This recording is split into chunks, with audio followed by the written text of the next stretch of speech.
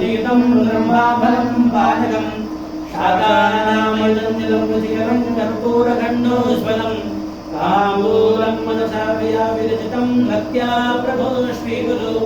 सत्रञ्जामलयोर्युगं यजनकं चादर्शकं निर्मलं वीणाभैरवृदङ्गकाहलकलागीतं च नृत्यं तदा साष्टाङ्गप्रणतस्तु कर्मविना ह्येतत्समस्तं मया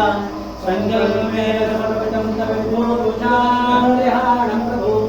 आत्मा त्वं गिरिजामतिशरणदा प्राणाशरीरं गृहं पूजा ते विषयोपभोगरचना विद्या समाधिस्थितिः षट्चारपदयो प्रदक्षिणविधिस्तोत्राणि सर्वागिनो